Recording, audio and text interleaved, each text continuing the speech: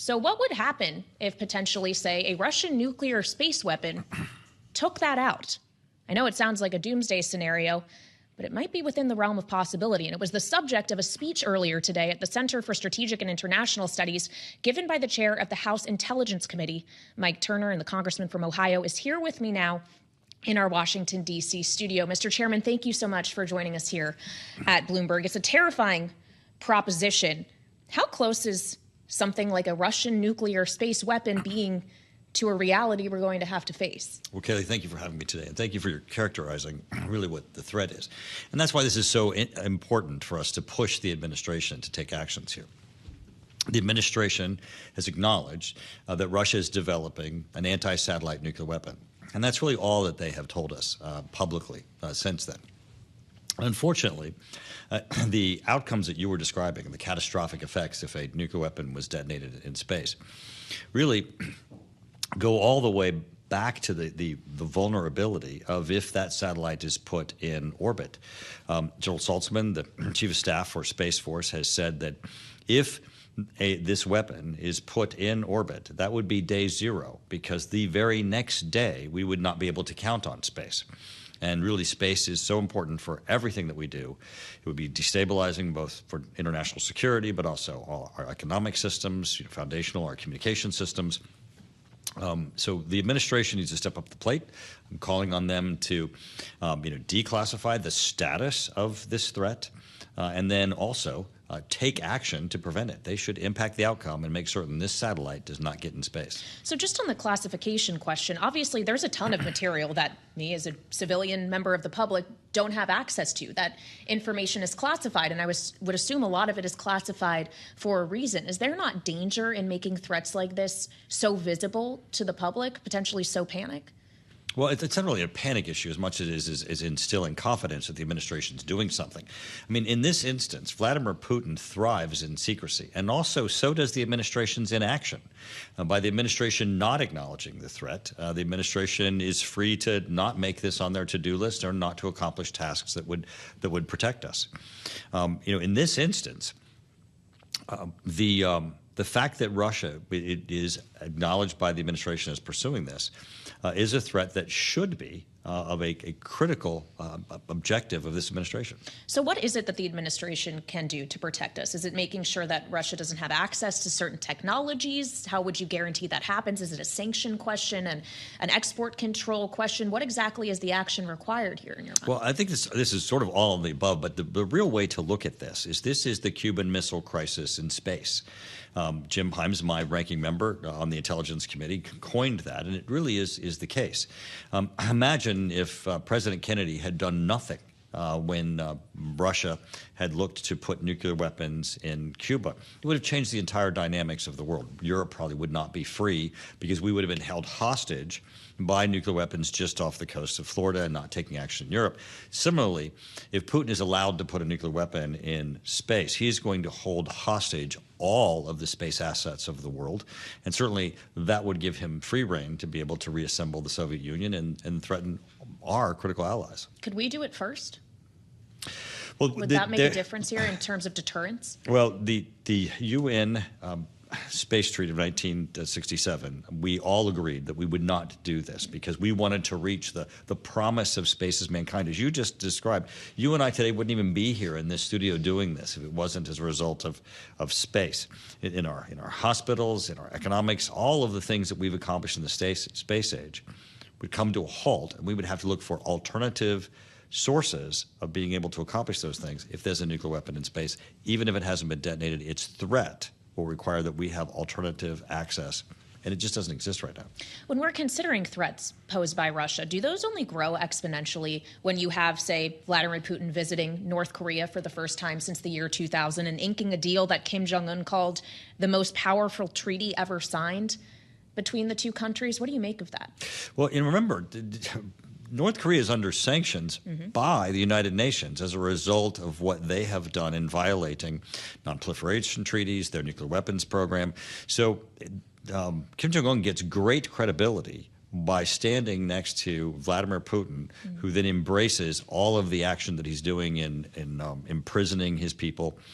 That, I think, is probably a greater benefit to him. I think a military alliance, economic alliance, they already have those. I don't think there's anything else that's wrapped into this. But the benefit to him around the world to stand next to Vladimir Putin is certainly a danger. Well, North Korea is under sanctions, as is Russia. Those were expanded last week at the G7, now including secondary sanctions. But Russia does have North Korea to turn to. They also have China to turn to in many instances. Can any of those sanction policies, the kind of international economic policies that have been put into place to try to restrain Russia as it engages in an ongoing war with Ukraine, can any of them really be effective so long as these other adversaries exist and are in Putin's corner? Well, certainly there are increased sanction regimes that can be put in place. And I think some of those need to be looked at with respect to this issue of this evolving threat of the development of an anti-satellite nuclear weapon.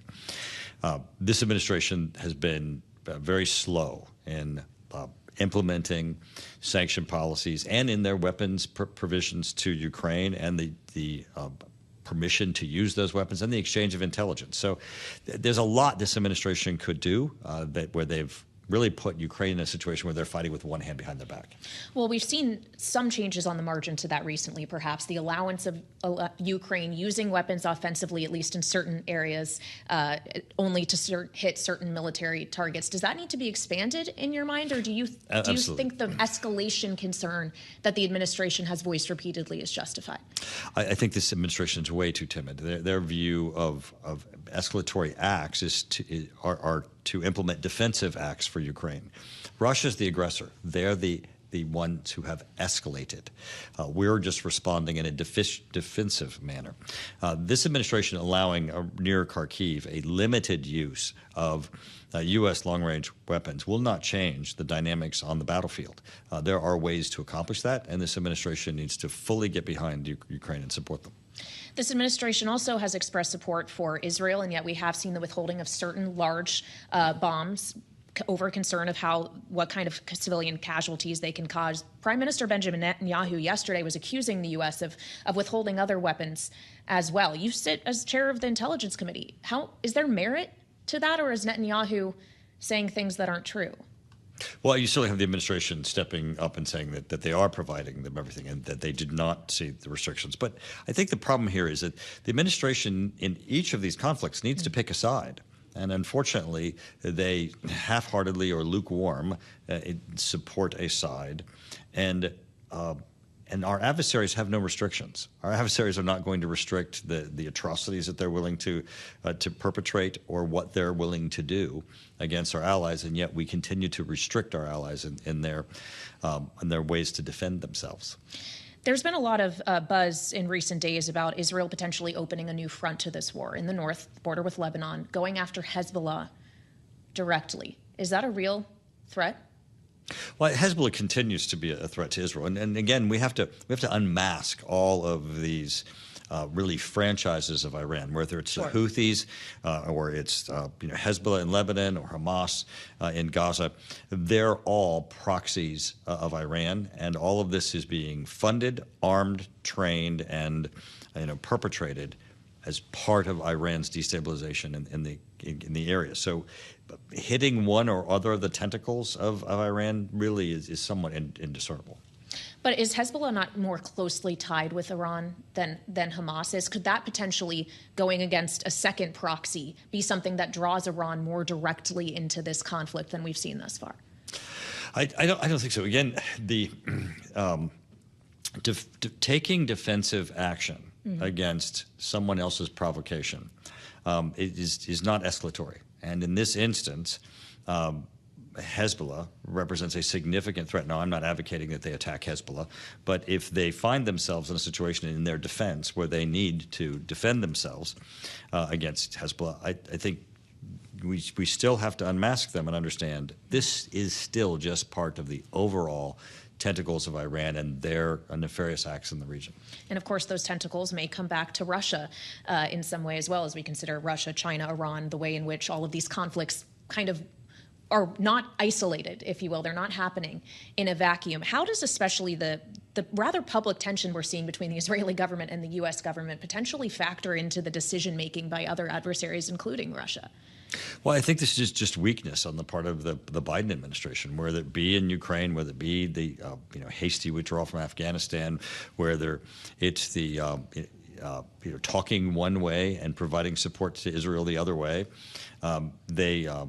These inconsistent signals embolden those who want to do our allies harm. All right, Mr. Chairman, thank you so much for joining us here at Bloomberg today. We appreciate your time again, fresh off giving that speech on the Russian nuclear power in space that they are developing at the CSIS. Congressman Mike Turner, we appreciate your time.